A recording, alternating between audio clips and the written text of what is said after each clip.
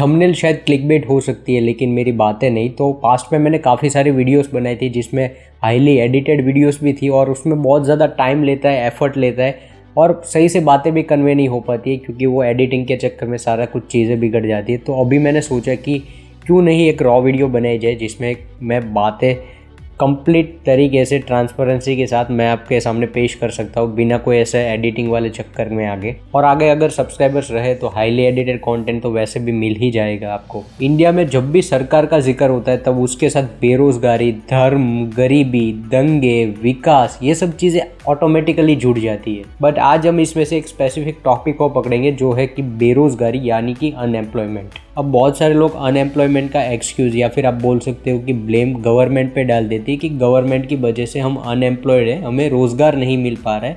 लेकिन ताज्जुब की बात यह है कि कोई भी गवर्नमेंट, किसी भी कंट्री की गवर्नमेंट नहीं चाहती है कि उसका देशवासी अनएम्प्लॉयड रहे या फिर बेरोज़गार रहे। बट जब एक देश की पॉपुलेशन 140 करोड़ के अराउंड हो तो गवर्नमेंट क्या, खुद श्री कृष्ण भी ऊपर से धरती पे आ जाएंगे तो वो भी जॉब नहीं दे पाएंगे। अब हर साल लाखों ग्रेजुएट्स पास आउट होकर निकलते हैं तो ये पॉसिबल नहीं हो पाता कि इतनी सारी जॉब अपॉर्चुनिटीज़ ओपन कर दे एवरी ईयर एक कंपनी या फिर एक देश इतनी सारी जॉब्स कैसे दे पाएगा। तो यहाँ पे प्रॉब्लम ये होता है कि डिमांड कम है बट यहाँ पे प्रोडक्शन बहुत ही ज़्यादा है और इवेंचुअली होता यह है कि कंपटीशन बहुत ही ज़्यादा बढ़ जाती है और एक जॉब की सीट के लिए बहुत सारे लोग अप्लाई करते हैं। बट रियलिटी ये होती है कि वो एक जॉब की सीट सिर्फ एक ही इंसान को मिल पाती है, बाकी सारे लोग को रिजेक्शन फेस करना पड़ता है। अब ऐसे में फॉर एग्जांपल ले लेते हैं कि एक जॉब की वैकेंसी के लिए 10 लोग अप्लाई कर रहे हैं तो 10 लोगों को नौकरी नहीं मिलेगी, सिर्फ एक को ही मिलेगी। तो इसका मतलब ये नहीं होता कि वो 9 लोग थे वो काबिल नहीं थे उस कुर्सी के लिए। देखो होता यह है कि 10 लोग जब अप्लाई करते हैं तो उसमें से जो सबसे बेहतर होगा उसको जॉब मिलेगी और बाकी के 9 रिजेक्शन फेस करेंगे। अगर आसपास तुम सोसाइटी में ऑब्जर्व करोगे तो अनएम्प्लॉयड में से सबसे ज़्यादा वो लोग हैं जो कॉमन डिग्रीज के साथ, कॉमन स्किल के साथ ग्रेजुएट हो जाते हैं। लेकिन इनके अकॉर्डिंग जॉब्स वही होती है जो एक डेस्क पे की जाती है, जैसे कि मस्त एसी की हवा खाओ, डेस्क पे बैठो, शारीरिक बल से ज़्यादा मानसिकता अपनी लगाओ और उनका काम कर दो। वो एक जॉब होती है इनके पिक्चराइजेशन में। लेकिन इनको एक रियलाइज नहीं होता कि दुकान पे बैठना, कुछ सेल्समैन का काम करना, वो भी एक तरीके से जॉब होती है अगर तुम्हारा प्राइमरी गोल है पैसा कमाना। अगर पैसा ही गोल है तो जॉब्स तो बहुत सारी है, लेकिन अगर तुम सिलेक्शन पे जाते हो कि ये चॉइस्ड वाली जॉब्स मेरे को चाहिए जिसके काबिल तुम शायद ना हो, तुम्हारे से बेहतर कोई है, तो वो जॉब्स नहीं मिल पाती है। और वैसे में यूथ फेस करता है अनएम्प्लॉयमेंट। जब लाखों की तादाद में यूथ गैदर हो जाता है ऐसे इंसान को देखने के लिए जिसने बिग बॉस जीता है या फिर ऐसा कुछ नहीं काम किया है जिससे कि देश को गर्व हो और ना ही कुछ ऐसी खास स्किल्स है जिसको प्रेज किया जाए। और स्ट्रेंज बात यह है कि ऐसे इवेंट को अटेंड करने के लिए हरियाणा के सीएम मनोहर लाल खट्टर भी अटेंड करते हैं। और ये मीटअप से सिर्फ 2 लोगों का फायदा होता है, एक तो बिग बॉस का विनर का और दूसरे सीएम का, क्योंकि सीएम को भी वोट चाहिए और दूसरे वाले को तो पॉपुलैरिटी तो वैसे भी चाहिए। और बाकी सारी पब्लिक सॉरी टू से बेवकूफ है जो कि ऐसी चीजों पे टाइम बर्बाद कर रही है। India got talent, India got talent के आधार पर ही हम आने वाले 1 नवंबर हरियाणा दिवस पर मैं इनको कहता हूँ ये जनता को समर्पित करें, इन युवाओं को समर्पित करें, ये ट्रॉफी आज से युवाओं की। और डेटा देख के शौक नहीं लगता क्योंकि as of December 2022 Haryana has the highest number of unemployment rate, जो कि था 37.4% के अराउंड, यानी कि 10 में से 4 लोग अनएम्प्लॉयड थे। एक साइड ओलंपिक रेसलर्स अपने ही देश में प्रोटेस्ट करते हैं जिसको गवर्नमेंट देखती तक नहीं है, दूसरी साइड हाथ में हाथ डाल के ऐसे सेलिब्रेशन किया जाता है जैसे कोई जंग जीत ली हो। और अगर तुम सोचते हो कि ये या फिर गवर्नमेंट गलत है तो नहीं, जो सिस्टम तुम नहीं देखना चाहते वो नहीं देख पा रहे हो, जो तुम देखना चाहते हो वही चीज दिखाएंगे। तुम बिग बॉस के विनर को देखना चाहते हो तो गवर्नमेंट उस साइड, अगर तुम रेसलर्स के प्रोटेस्ट को नहीं देखना चाहते हो तो गवर्नमेंट उसको भी नहीं देखना चाहती।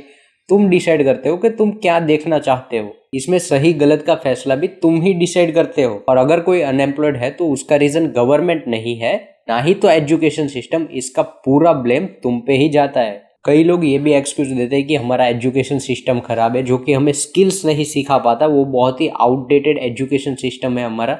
तो मैं ये कहना चाहता हूँ कि क्या बात कर रहे हो, अगर तुम्हें स्किल्स सीखनी है तो आज डिजिटल युग में जहाँ पे पर डे आपको 1.5 GB डेटा मिल रहा है, इतना इंटरनेट सस्ता हो गया है, अगर किसी को स्किल सीखना है तो वो कहीं से भी सीख लेगा। तो इस पे ब्लेम डालना या फिर एजुकेशन सिस्टम पे ब्लेम डालना कि वो तुम्हें स्किल्स नहीं सिखा पा रही है, तो ये तो बेवकूफ़ जैसी बातें हो गई।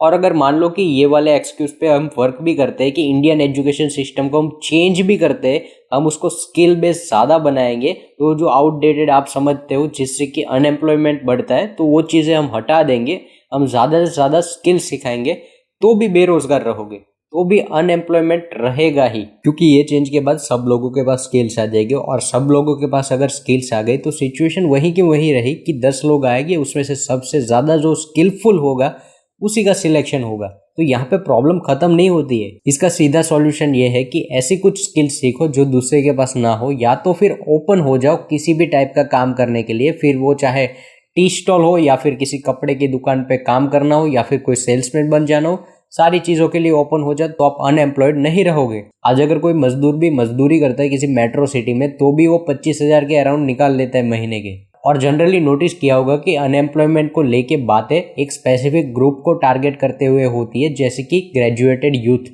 इन तस्वीरों में एक चीज जो आपको दिखेगी, परेशान युवा, और इनके ही अराउंड आर्टिकल या फिर न्यूज़ छपाई जाती है। और इनके साथ प्रॉब्लम यह है कि एक बार कॉलेज में कदम रखने के बाद ये अपने इमेजिनरी वर्ल्ड में ये सोचने लगते हैं कि मेरे को एक डेस्क जॉब चाहिए जिसमें फिजिकल हार्डवर्क कम हो और मेंटल हार्डवर्क ज़्यादा हो। लेकिन ये सब चीज़ें ख्याली पुलाव होते हैं। लेकिन रियलिटी ये है कि उस कुर्सी के लिए कुछ रिक्वायर्ड स्किल्स सीखनी पड़ती है जो वो भूल जाते हैं। और इवेंचुअली होता यह है कि कुछ रिक्वायर्ड स्किल्स ना होने के चक्कर में और ग्रेजुएटेड होने के बाद आधे से ज़्यादा काम वो रिजेक्ट कर देते, क्योंकि वो अपने लायक काम नहीं समझते, उसी के चक्कर में वो फंस जाते हैं और अनएम्प्लॉयमेंट के शिकार बनते हैं। और मान लो कि अगर कुछ पर्सन कोई जॉब करना भी चाहे तो वो समाज के प्रेशर में या फिर समाज के इन्फ्लुएंस में वो नहीं कर पाता कि समाज क्या सोचेगा कि ग्रेजुएट होने के बाद ऐसी नौकरी करेगा। अगर ऐसी ही नौकरी करनी होती तो पढ़ाया लिखा है क्यों तुझे, तो इसी के चक्कर में वो अनएम्प्लॉयड रह जाते।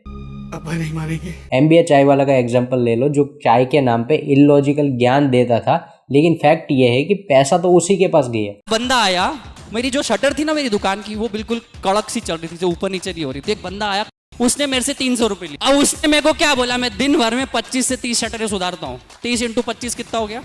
7,500 रुपये रोज। महीने का कितना हो गया? 2.25 लाख रुपए। पब्लिक चाहे कुछ भी बोल दे, लेकिन पैसा तो वही कमा रहा है। ऐसा नहीं है कि मैं उसको सपोर्ट करता हूँ या फिर मैं तारीफ करता हूँ, बल्कि मैं ऐसा भी नहीं कह रहा हूँ कि उसके जैसा कुछ करो, लेकिन मैं ये कहना चाहता हूँ कि फाइनेंशियल या फिर करियर डिसीजंस किसी सराउंडिंग से इन्फ्लुएंस ना हो के लो। और ये तो बिल्कुल भी नहीं है कि इंडियन एजुकेशन सिस्टम खराब है। हाँ, आप कह सकते हो कि इंडियन एजुकेशन सिस्टम डिफरेंट जरूर है, वरना एक कोइंसिडेंस नहीं होता कि वर्ल्ड की टॉप कंपनीज के सीईओ इंडियंस है। और अगर देखने जाओ तो ऐसे छोटे छोटे बहुत सारे फैक्टर्स है जो कि अनएम्प्लॉयमेंट से लिंक करते हैं। लेकिन प्रॉब्लम ये है कि अगर तुम सारे स्टडी करने जाओ तो एक टाइम ऐसा आएगा कि तुम खुद पे या फिर अपनी फैमिली पे भी ब्लेम डालने लगोगे अपने अनएम्प्लॉयमेंट के चक्कर में। बट बिलीव मी कि अनएम्प्लॉयमेंट इतना शॉर्ट टाइम में कभी सॉल्व नहीं होगी, और इसका सबसे मेजर रीजन है ओवर पॉपुलेशन।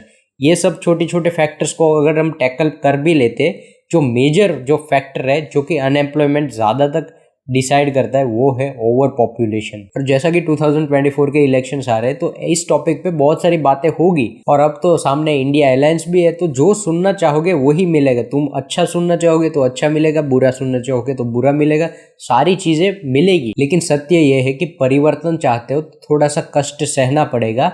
अगर विकास चाहते हो तो थोड़ी सी महंगाई भी सहनी पड़ेगी, और अगर एम्प्लॉयमेंट चाहते हो तो विकास करना पड़ेगा। तो सारी चीजें इंटरकनेक्टेड ही होती है, और ये चीजें टाइम लेती है, रातों रात नहीं हो जाती। और कई राज्यों में ये मानसिकता है कि हमें एक गवर्नमेंट जॉब चाहिए। देखो, हैरानी की बात ये होती है कि गवर्नमेंट जॉब इन्हें चाहिए इनकी सिक्योरिटी के लिए, या फिर आप बोल सकते हो कि इनके स्वार्थ के लिए इनको एक गवर्नमेंट जॉब चाहिए। ये शिक्षक भर्ती इम्तिहान के एंट्रेंस टेस्ट को देने के लिए आए हुए लोग हैं। बिहार में 1,70,461 शिक्षक पदों के लिए आवेदन, 20 लाख से ऊपर लोगों ने आवेदन भरा। नॉर्मली एक गवर्नमेंट एम्प्लॉय देश का सेवक माना जाता है, लेकिन इनको गवर्नमेंट जॉब इसीलिए चाहिए, एक तो सिक्योरिटी मिलती है, दूसरा अच्छा पैसा मिलता है, स्टेबल होती है, तीसरी चीज ये होती है कि लड़की मिल जाती है और दहेज भी मिल जाता है अच्छा वाला। और इस क्लिप को देखने के बाद आप समझ जाओगे कि मैं क्या कन्वे करना चाहता हूँ। लोगों का इंटेंशन देखो, गवर्नमेंट नौकरी इसलिए नहीं चाहिए कि हमको देश के लिए कुछ प्रोग्रेसिव या बहुत अपना आउटपुट देना है।